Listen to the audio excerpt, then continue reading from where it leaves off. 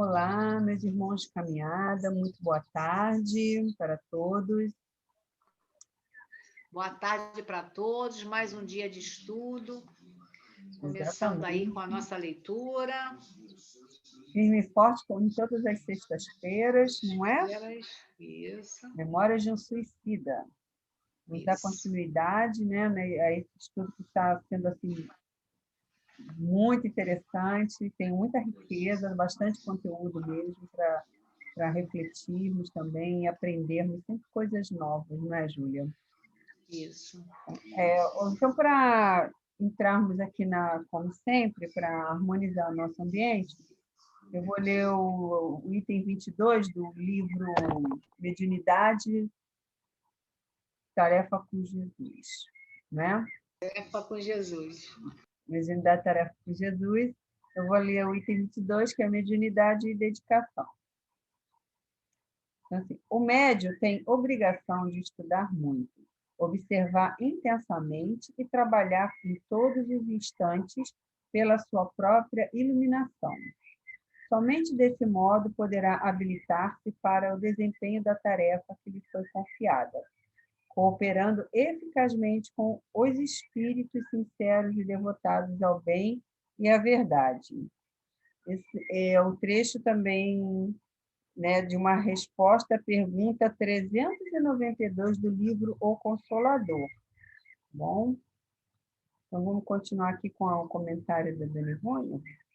Consciente do seu talento mediúnico, propõe-se o medianeiro a executar com boa vontade e disciplina a sua tarefa de auxiliar.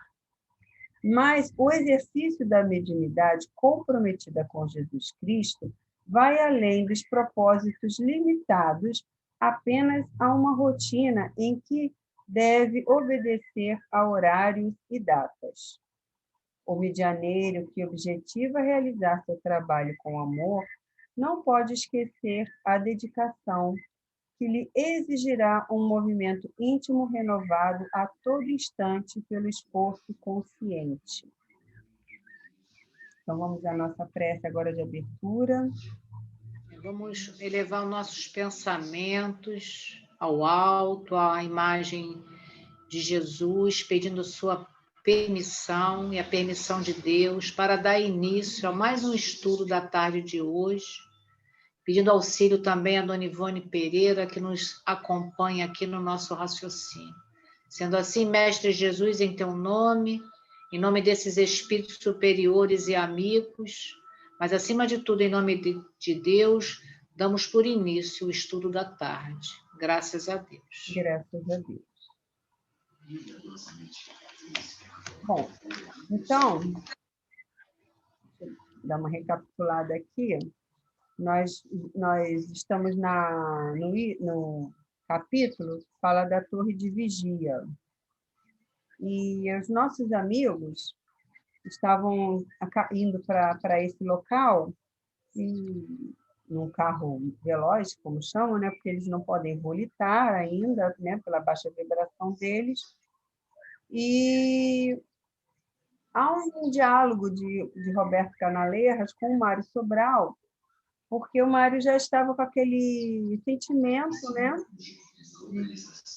pensativo de culpa, né, pelo o ato dele, e ele sentia que ele estava perdendo, ele não sentia mais as mãos, né? Vocês lembram disso, que nós comentamos semana passada, e Roberto conversou com ele sobre essa situação dele, né? Que inclusive, né, que ele fala que nosso pai a maior, né, que ele não condena ninguém, né, que o pai é amor, né? Então, a intenção do nosso pai é nunca condenar o seu filho, e sim a ajudar a nós todos, né, a nos erguermos do abismo em que nós mesmos nos resvalamos, né?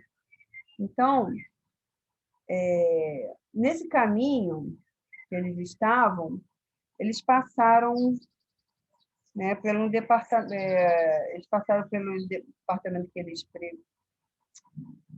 desculpa, Eles estavam lá passando pelo... Espera aí que eu me perdi aqui, Julia. Só um instantinho. Tá, aqui, tá certo.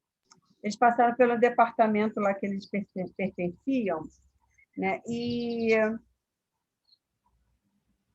Camilo pensou, fez um pensamento assim, murmurando, né?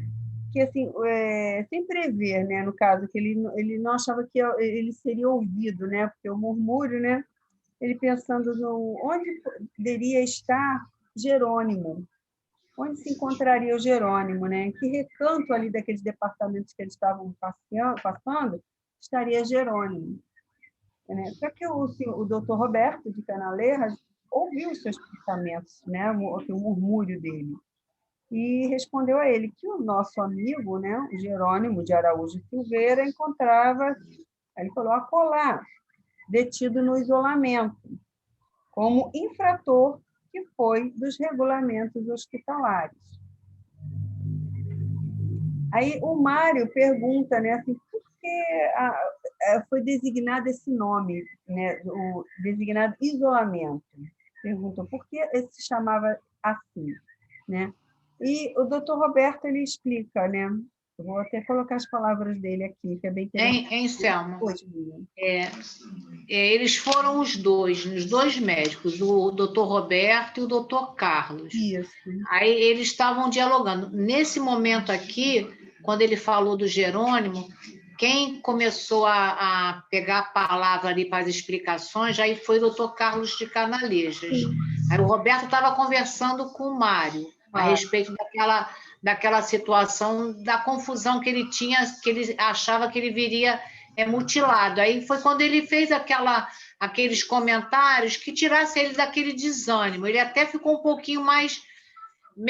Quer dizer, ficou um pouquinho melhor, né, daquela parte que ele trazia ali, naquela angústia dele, né? Formou um Mas, pouco mais. mas quando o Camilo, né, naquela hora que eles estavam ali, já dentro do carro ainda, até chegar à torre, eles já foram, como você falou, passeando ali por dentro, eles viram aqueles departamentos, né?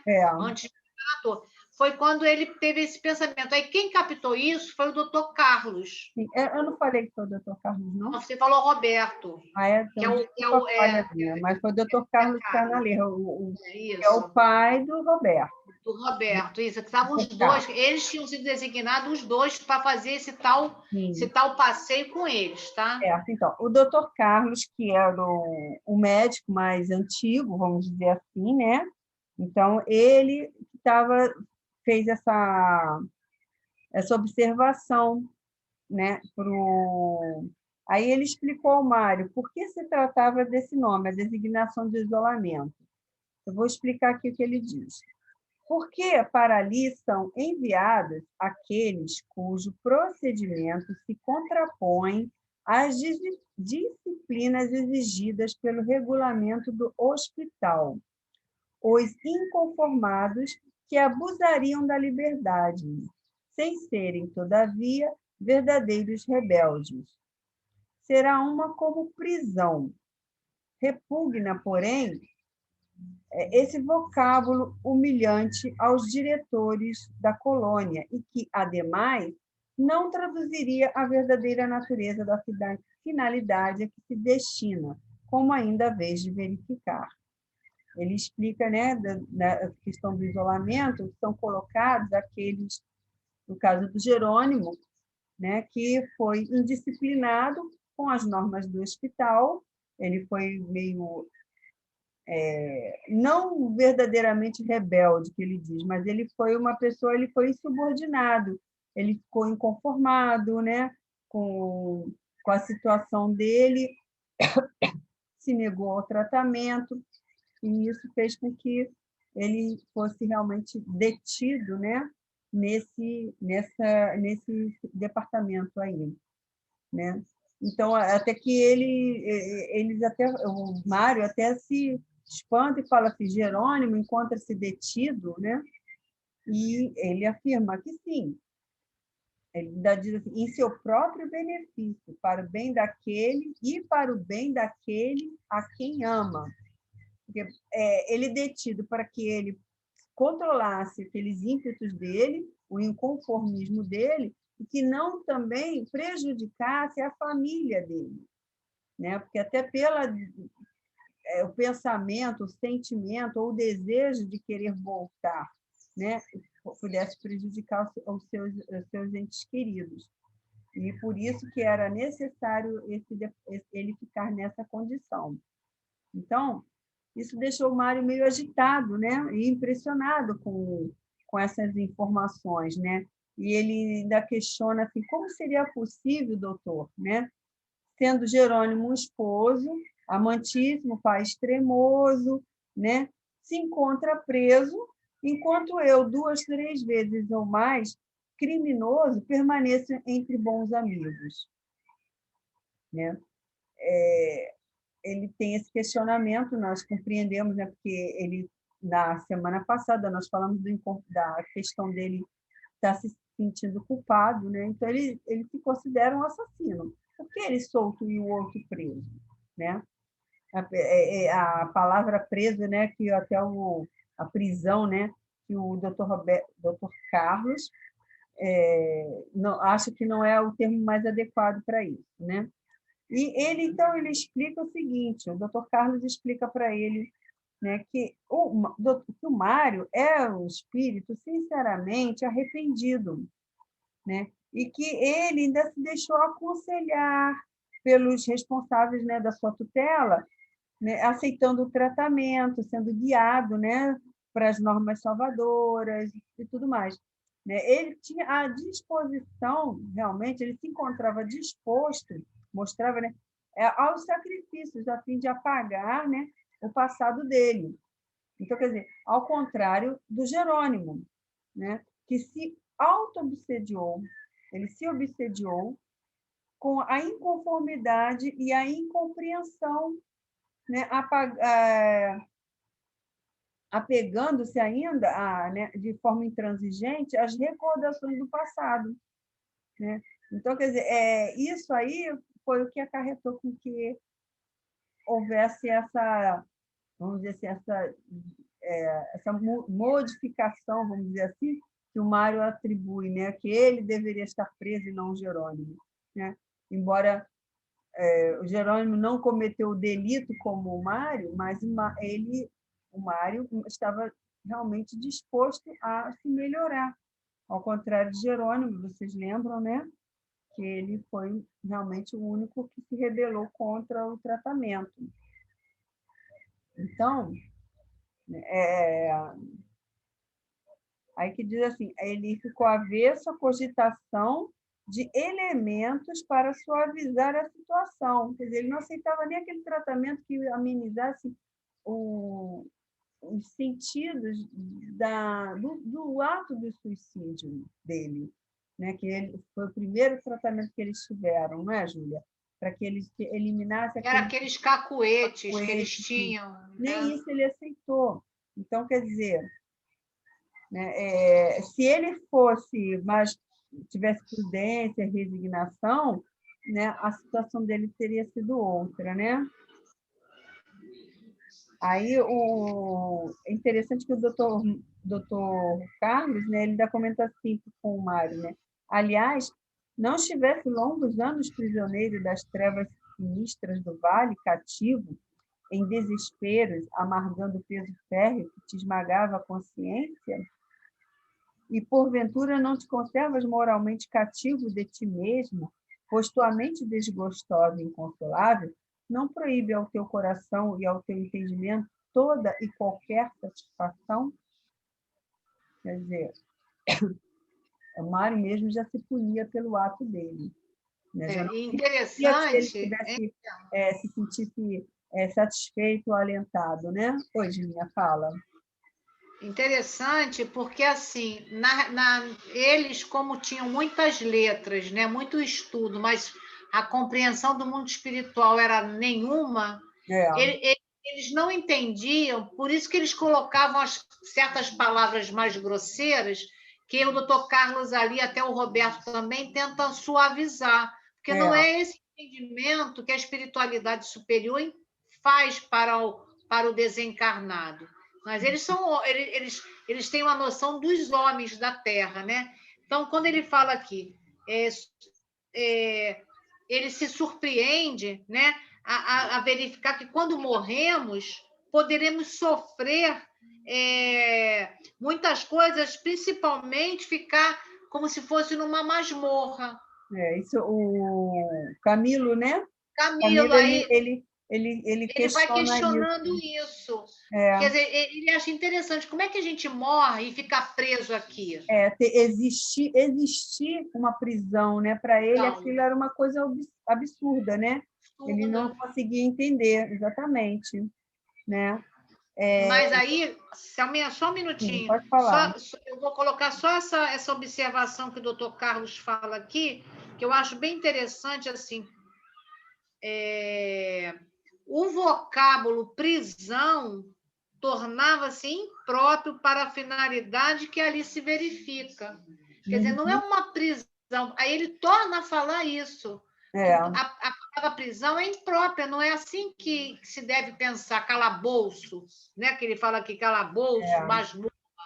Não tem nada disso, apesar de ter locais de isolamento, principalmente para espíritos inferiores, né?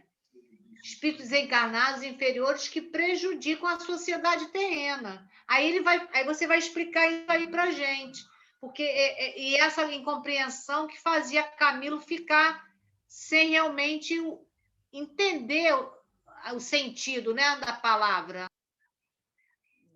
Porque o Carlos ele explica aqui assim: em primeiro lugar, Camilo, és tu que referes a que te referes à enxofre, que é a prisão, quando eu apenas tratei de um isolamento, pois o vocábulo prisão tornava-se impróprio para a finalidade que ali se verifica. Em segundo lugar, convide todos vós que não deveria constituir surpresa a existência de prisões aqui no além-túmulo. Fostes homens de muitas letras, pensadores, eruditos, profundos dialéticos, e tal ignorância se torna notável justamente por serdes esclarecidos, né? Então, ele dá essa resposta assim, porque eles... O que acontece? Como Camila aqui fala assim, ele não pensava nisso. Na verdade, aquilo ali nunca passou pela cabeça dele. O conceito, de repente, de morte, para eles, talvez nem existisse. Então, e para quem existia, achava que é descanso eterno, né? Tem uma situação, uns olhares muito distorcidos com relação à vida após a morte, né? O além-túmulo, né? Aí, né? Então, o que acontece? Ele ainda fala aqui da situação da Terra, né, de ter espíritos, né, hordas de espíritos sinistros, malfeitores, né, do plano invisível, que atacam a homens incautos que lhes favorecem o acesso, entendeu? Contribuindo para as suas quedas e para as desordens entre as nações. Então, esses espíritos também há necessidade dessas prisões, desses locais, né, para que eles ficassem encarcerados, para que evitem esse tipo de situação, né? Se já ficar todos eles soltos aí, né? Então isso o Dr. Carlos explicando, né? E ele fala aqui também, né, Julinha, com relação das religiões, né? Ele fala que as religiões insistem em apregoar tão sombrio ensinamento. Quer dizer, ele ainda fala, a própria religião já ensinava que existe né, o inferno, né, aquelas questões além-túmulo. Né? Como é que eles não compreendiam isso, não é? Mas é como ele fala aqui, as religiões insistem em apregoar tão sombrio ensinamento, mas colocando o quê? O medo, o inferno, né? Dessas formas que eles tinham assim um receio, né, do fogo eterno e tal, mas que na realidade não dão a total compreensão, que ele já fala na Terra. Há quem não ignore a realidade que acabei de descobrir. Aí ele fala da terceira revelação, que é o Espiritismo. Ele ainda fala assim, que a religião, né, Júlia, assim, embora imperfeita no ensinamento, nem por isso deixava de prever uma realidade, né? Mas, assim, aí quando ele fala da terceira revelação, que é o advento do Espiritismo, né, já traz, já, vamos dizer assim, clareia um pouco mais essa questão do além-túmulo, não é? A reportagem do além, né? Que eles falam o quê? A reportagem do além-túmulo. Mundo invisível, né? Põe a descoberto para o entendimento de qualquer inteligência impressionantes pormenores a respeito da palpitante realidade que até mesmo os povos mais antigos aceitavam e compreendiam na sua justa expressão como verdades dignas de respeito. Assim que eles colocam. Aí ele fala um pouquinho mais além, dá uma alfinetadinha, né? Talvez não alfinetada, porque não existe no coração deles, mas assim, se vos surpreendeis neste momento com a informação de que vosso amigo se encontra detido no isolamento dos rebeldes, será porque nunca vos preocupastes com assuntos realmente sérios, preferindo nortear vossos peregrinos dotes intelectuais para os declives das frivolidades improdutivas, próprias das sociedades humanas que se comprazem na ociosidade mental, na inércia do comodismo intelectual. Né? As sociedades ativas próprias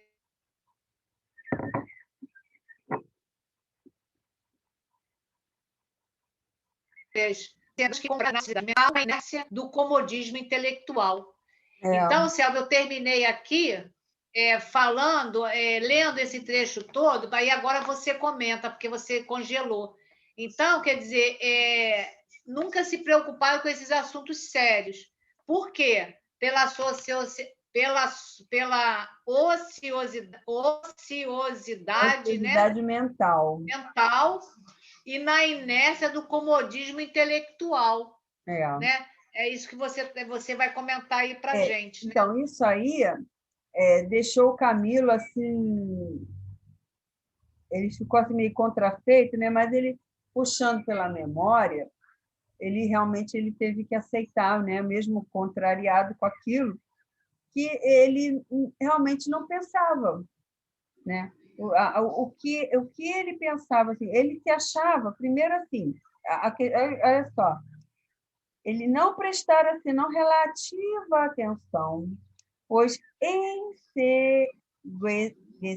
enseguecido pela vaidade de supor-se sábio, prudente e lógico, considerava as filosofias religiosas em geral fontes suspeitíssimas do interesse coletivo que as idealizara.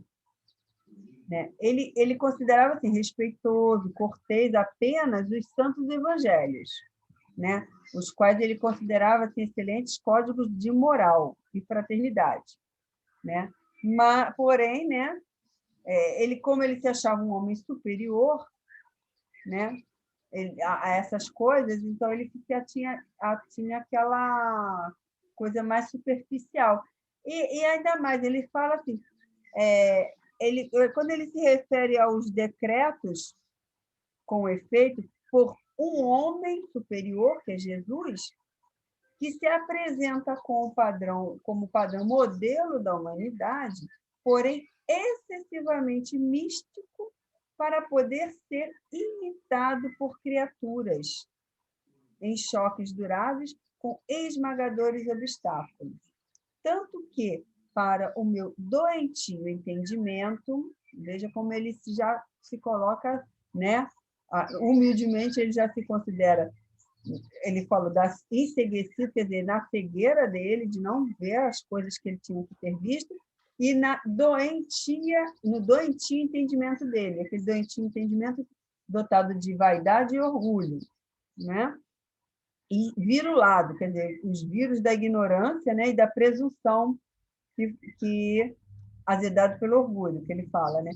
Só trevas pode deparar, falir ele próprio na prática das normas áureas que expusera, quer dizer, ele fala que o próprio Jesus, né, faliu na prática das normas, pois deixara-se vencer, né, na cruz, né, enquanto a humanidade continuara resvalando pelas sequências de insondáveis abismos.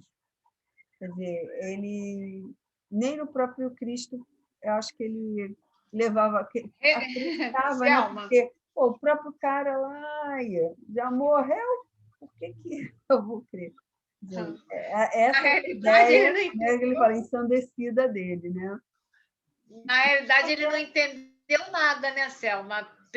Pelo orgulho que ele trazia, essa vaidade de que ele era o todo superior, né? Quer dizer, então ele achou que Jesus, por ser místico, né, e ainda morrer na cruz, né, vai ser modelo do quê? Pois é. Né? Olha como é que a visão, né, de ignorante dele. Por isso que ele coloca aqui doentia, o meu doentio entendimento, quer dizer, ele agora tem pelo menos a compreensão de estar doente até do entendimento, porque ele achava, né, as suas verdades, né? Exatamente. Então, mas isso aí, nós vemos isso até hoje, né? Como tem pessoas que levam isso, têm esse mesmo tipo de pensamento, porque ainda estão impregnados do orgulho, da vaidade, né? Da soberba e tudo mais. Então, eles tendem até a escarnecer do próprio Cristo, né? Que veio aqui como exemplo. Exemplo de quê? Ele morreu na cruz, né? Não entendem realmente o verdadeiro significado disso, né? Aí ele ainda diz aqui, o Dr. Carlos, né, da Canaleiras, ele ainda acrescenta aqui assim, ademais, por que não existiria deste lado da vida prisões e rigores se há cá maior porcentagem de delinquentes do que do lado de lá? Né? E ele diz aqui que existem muitos erros, né, cometidos pelos homens, né, que as leis não atingem a esses homens na Terra, né? Então, mas nada se escapa à justiça de Deus. Se escapa à justiça dos homens, mas nunca de Deus. Então, enquanto na Terra ele pode ter passado impune, mas quando chega lá no além-túmulo, né, ele vai sofrer as penas que ele deveria ter passado. Ele não vai escapar da justiça de Deus, né? E ainda ele continua, por isso que ele fala que ali existe muito mais até, né? Aí ele fala assim, quantos crimes deixam de receber corretivos na terra? Pois é. Né? Então, quer dizer, por quê? Porque não há as penalidades. E quando há a penalidade, a gente sabe o que acontece, né? Aqui, né? Tem muitas coisas que você consegue burlar a lei, driblar, sonegar e tudo mais, né? E acaba ficando impune aqui na terra, aqui entre os homens, mas nunca diante de Deus, né?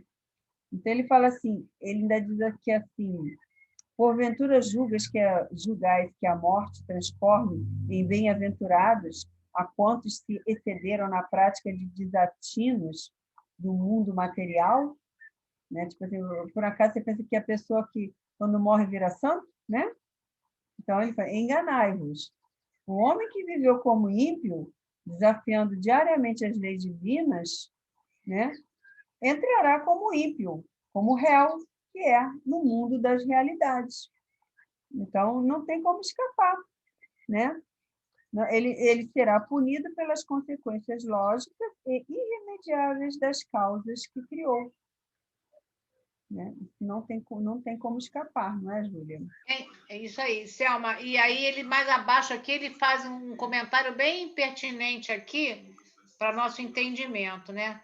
Que eles falam, esses espíritos criminosos aqui na Terra, né? Eles se julgam ainda homens, né? Prepotentes quando eles passam para o plano espiritual, né? Ele fala, nas instâncias sombrias do invisível, só ingressam espíritos criminosos a se julgarem ainda homens, voluntariosos e prepotentes, querendo continuar a agir em prejuízo do próximo e de si mesmo. Uhum. Por isso que tem esses rigores da lei de Deus se impõe a esses. Por quê?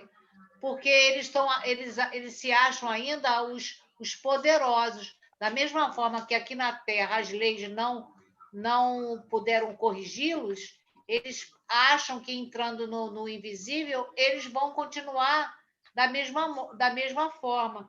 Só que eles falam aqui, ó, é bom saibais que as organizações terrestres são cópias imperfeitas das instituições modelares da espiritualidade. Quer dizer, o que aqui não se cumpre, lá sim segue a lei de Deus, que é perfeita, não é imperfeita. Então, a gente fica sempre com esse pensamento, né? Ah, não foi descoberto.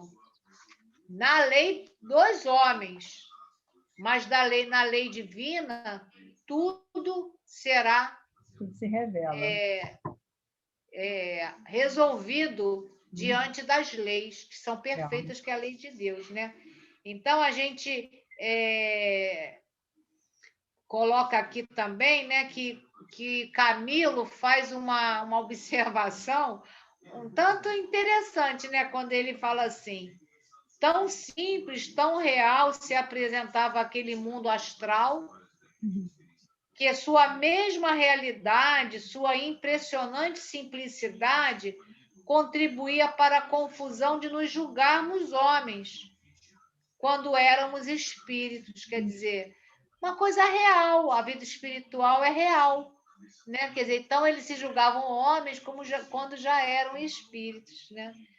E aí realmente, Selma, a gente vê aí a evolução do Camilo, né? E deles aqui com essas compreensões, né? Só que nesse momento o carro avançava, né? Que eles estavam passeando, né? Aí eles chegam aonde? Aonde seria o primeiro local que eles iriam visitar, que era a torre. Selminha, segue aí falando aí da torre. Pois é. Essa torre, fazer uma pequena,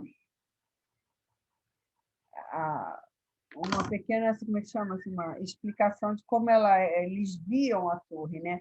A torre ela era incrustada, ela fala assim, numa camada acinzentada, né, de serração. Lembrava assim, uma fortaleza antiga da Europa, né, majestosa, né?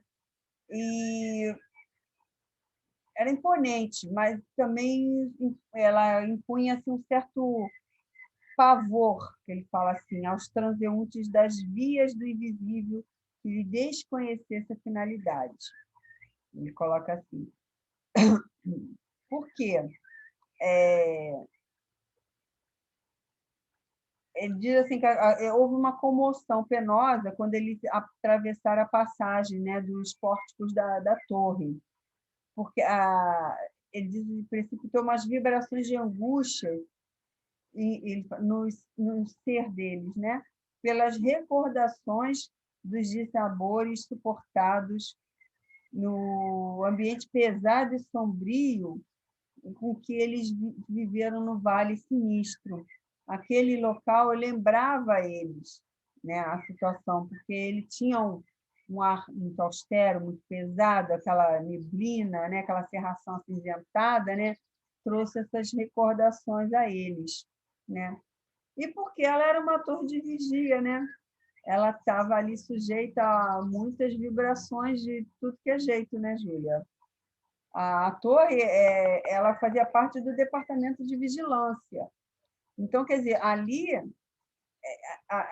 era a vigilância para que evitasse toda e qualquer interferência de espíritos que não faziam parte daquele lá dentro, que ali só era permitido suicidas. E, de vez em quando, aparecia alguém lá, algum espírito tentando entrar, que não era suicida. Né? E os espíritos entravam também que fossem convocados. Né? Fala, Julinha, detalha mais aí a torre para nós. Essa torre, né, seria ali o posto de maior responsabilidade de toda a colônia, para a gente ver aqui a importância dessa torre de vigia, né? Uhum. Então, eles falam aqui que ela estava situada em zona perigosa do astral inferior, rodeada de elementos nocivos e perturbadores, né? Então, ela tinha o dever de combater e desviar, impedindo o assédio de espíritos assaltantes. E eles encaminhavam para outras paragens infelizes perseguidos por obsessores. Por quê? Ali só podia ser abrigado ali os suicidas, porque tratava-se de local especializado para alojamento de suicidas. Então, quer dizer, a importância dessa torre naquele local para o quê? Para que não tivesse acesso a nenhuma perturbação, né? Então, perturbação geral. A gente já viu também, que a gente já falou sobre a mente, né? Os pensamentos que poderiam atravessar ali, e você vê também espíritos obsessores. Então, de forma alguma, poderia ter esse tipo de assédio, vamos dizer assim. Agora, todo local, a gente sabe que na espiritualidade, como você sempre coloca muito bem, temos disciplina, regulamentos que têm que ser seguidos. E para isso existia o quê? Uma direção ali, né, Selma? Então, fala para a gente sobre essa direção um pouquinho, que depois eu falo mais um pouco também. A direção ele cabia a um ex-sacerdote, ele é católico, português, né? Que ele também havia iniciado os templos das ciências da Índia. Ele era o diretor, o padre Anselmo de Santa Maria. Então, sob a orientação dele, serviam outros, né, condiscípulos lá que eram colaboradores, né? E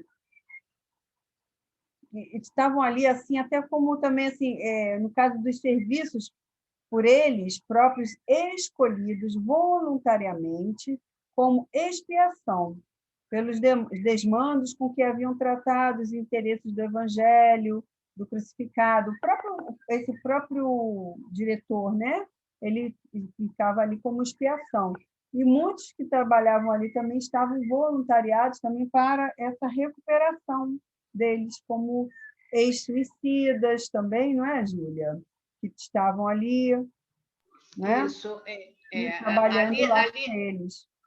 Fazia parte ali da torre os lanceiros, os milicianos que tomavam conta ali como a guarda, né? Uhum. E também tinha os antigos obsessores terríveis e os próprios suicidas. Eles estavam ali para o quê? Para estudar, para o tratamento ali, que era o quê? As instruções, né, dos ensinos do Mestre Jesus, né, da moral do Cristo de Deus. Então, todo esse entendimento para eles, para o quê? Principalmente para esses obsessores, né, que estavam ali detidos, né, na torre ali a trabalho, através da própria expiação, né, porque eles praticaram durante muito tempo lastimáveis ofícios, né, que levaram a crimes que eles praticaram e tudo. Então, eles estavam ali se reabilitando. E o interessante que eles colocam que Maria tinha uma atenção especial a esses obsessores, porque facilitavam a eles também a esses estudos, né? Esses aprendizados junto a esses instrutores, para quê? Para que numa próxima reencarnação eles conseguissem, né, ter uma reencarnação proveitosa, né, para conseguir caminhar.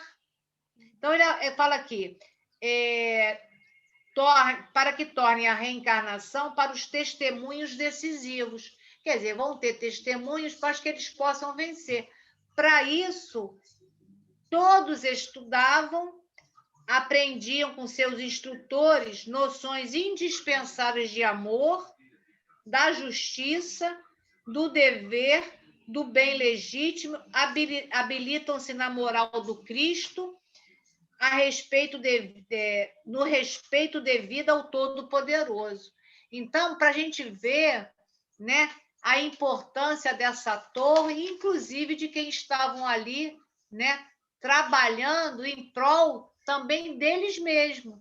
Quer dizer, estavam ali a trabalho e também se reabilitando para uma próxima reencarnação. Eles ali, dentro desse trajeto, eles foram olhando todos os locais ali, os pavimentos, né, da torre, né? E o que eles examinaram? Que eram tudo muito separado. Tinha o primeiro gabinete, tinha o segundo, tinha o terceiro, tudo muito organizado. Agora, o que chamou a atenção aqui para nós foi o seguinte, que ali eles percebiam aparelhos até que eles já tinham visto lá no hospital, né? E outros que eles tinham visto que eles usavam, inclusive dentro do vale, para localizar os que estavam ali sem condição de ser socorrido, que já era o momento do socorro e eles não tinham como se apresentar à Legião de Maria. Então, isso foi interessante, porque ele fala aqui, tinha uns aparelhos que pareciam uma espécie de raio-x. Outro, eles viam umas telas luminosas, que eram tal as telas que eles se enxergavam tudo, né? Então, que ele diz assim, para retratarem acontecimentos e cenas ocorridos a inumeráveis distâncias. Quer dizer, tanto que esses aparelhos, ele diz aqui, devidamente estudados e examinados, semelhantes aparelhos cuja perfeição o homem ainda não concebe aqui ainda quando encarnado. Quer dizer, a gente não tem noção dessa tecnologia avançada que tem no invisível, né? Então, a gente vai deixar mais algum material para o próximo estudo, que a gente vai aprofundar aqui a respeito de alguns itens que é importante a gente saber para ver que a Terra ainda está a Terra, como o André Luiz falou no filme, né? É uma cópia imperfeita do que tem no mundo invisível, né? Então, a gente já percebe, né? Esses aparelhos que têm condição de busca, né? De visualização, e não só ali do vale, como também aqui da Terra. E a gente, no próximo estudo, a gente vai aprofundar um pouquinho mais a respeito de todo esse aparelhamento, né? E de mais algumas coisas que tem ali na torre, que serve para o nosso aprendizado também, né? Então, agora a gente vai encerrar nosso estudo de hoje, né? Como sempre fazemos, através de uma prece para todos esses irmãos que partiram equivocadamente pela porta do suicídio, mas que Jesus, né? Pedindo a Ele a sua proteção, as suas bênçãos e a sua luz para todos esses irmãos que estão precisando desse amparo, dessa luz, para que numa próxima oportunidade eles possam vencer a si mesmos. Assim, Mestre Jesus, em teu nome, em nome de Deus, nosso Pai, e desse coração amoroso de Maria, possa envolver todos esses irmãos com muita paz, com muita luz e muitas bênçãos. Graças a Deus, Senhor. Graças a Deus. Graças a Jesus, que nos permite continuarmos aqui, mantendo esse nosso estudo, nos equilibrando e nos intuindo. Essa espiritualidade amiga de Dona Ivone Pereira, sua falange, que esteja sempre conosco, nos acompanhando e nos orientando, para poder atingir corações. E assim, pedimos permissão a Deus, principalmente, para encerrar o estudo da noite de hoje. Graças a Deus.